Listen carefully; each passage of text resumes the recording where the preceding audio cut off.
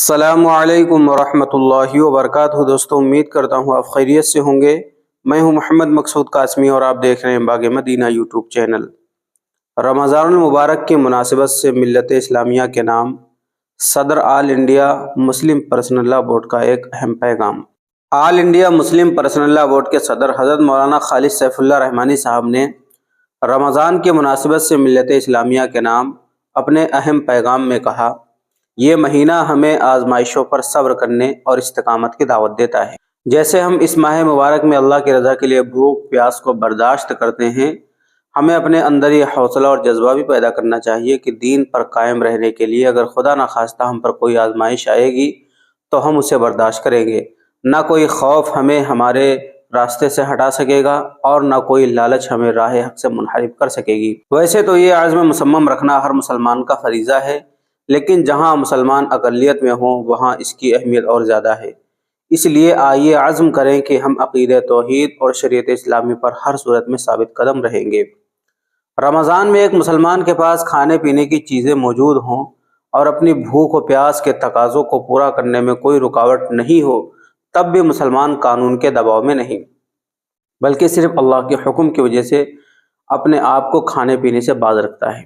اس میں ہمارے لیے سبق ہے کہ اگر حکومت ملک کے دستور کو بالائے طاق رکھ کر شریعت کے قانون میں تبدیلی لائے تو ہم ایک طرف پرامن طریقے پر پوری قوت کے ساتھ اس کو روکنے کی کوشش کریں گے، اور دوسری طرف اگر ایسا قانون بنایا بھی گیا تو ہم بہرحال قانون شریعت ہی پر عمل کریں گے، اور یہ عمل اپنی مرضی سے اور اللہ کی رضا کے لیے ہوگا۔ رمضان ہمیں باہمی اتحاد و اتفاق کی بھی تعلیم دیتا ہے۔ ہر مسلمان خاندان، علاقہ اور زبان سے بالاتر ہو کر ایک ہی وقت میں روزہ شروع کرتا ہے اور ایک ہی وقت میں ختم بھی کرتا ہے۔ یہ اس بات کی تعلیم ہے کہ اختلاف رائے کے باوجود ہمیں مشترک مسائل میں کاندھے سے کاندھا ملا کر قدم آگے بڑھانا چاہیے۔ مسلک، تنظیم، علاقہ، خاندان ہرگز تقسیم اور دوریوں کا سبب نہیں بنے، یہی اس امت کی شان ہے۔ رسول اللہ صلی اللہ علیہ وسلم نے رمضان کا مہینہ قرار دیا ہے۔ افسوس کہ اس وقت ہمارے ملک میں اقلیتیں اور بعض دیگر طبقات مسلسل ظلم و ناانصافی کا شکار ہیں۔ ہزاروں مسلم نوجوان بے قصور جیل کی کوٹری میں ڈال دیے گئے ہیں۔ ان کا جرم صرف اتنا ہے کہ انہوں نے ناانصافی کے خلاف آواز بلند کی ہے اور ظلم کے آگے سر جھکانے سے انکار کر دیا ہے۔ ہم اس موقع پر ان کے حوصلہ ہمت اور غیرت دینی کو سلام پیش کرتے ہیں۔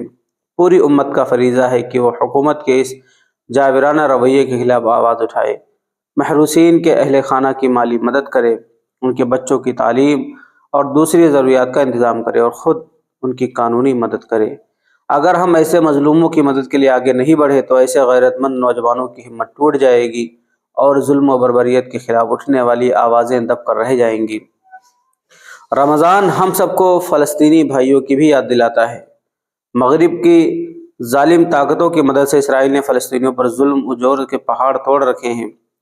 حقیقت یہ ہے کہ تاریخ انسانی میں کم ہی ایسی ظلم و بربریت کا اجتماعی واقعہ پیش آیا ہوگا۔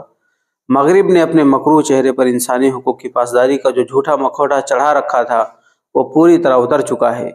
ان حالات میں مسلمانوں کا فریضہ ہے کہ وہ اپنے فلسطینی بھائیوں کے لیے خوب دعاؤں کا اہتمام کریں، اپنی تحریر اور تقریروں کے ذریعے اسرائیل کے مظالم کو آشکار کریں، اسرائیلی مصنوعات کا بھرپور بائیکاٹ کریں، حکومت ہند کو خطوط اور ای میل کے ذریعے اپنے جذبات سے آگاہ کریں اور کہیں کہ وہ فلسطین کی حمایت سے متعلق اپنی قدیم پالیسی پر قائم رہے اور اسرائیل کی مدد سے باز رہے، کیونکہ اسرائیل کا تعاون ظالم کی مدد کرنا ہے۔ نیز دنیا کی سب سے بڑی آبادی والا ملک ہونے کی حیثیت سے اس مسئلے کے حل کے لیے اپنے بین الاقوامی اثر و رسوخ کا استعمال کریں۔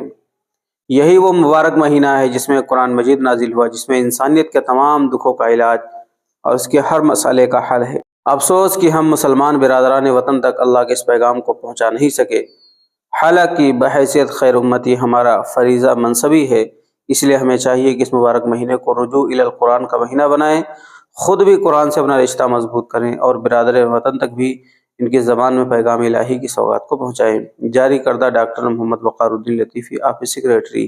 دوستوں، امید کرتا ہوں All India Muslim Personal Law Board کی طرف سے جو اہم پیغام مسلمانوں کے لیے جاری کیا گیا تھا وہ آپ کو اچھی طریقے سے سمجھ میں آ گیا ہوگا۔ اب آپ حضرات کا اس پیغام کے متعلق کیا کہنا ہے؟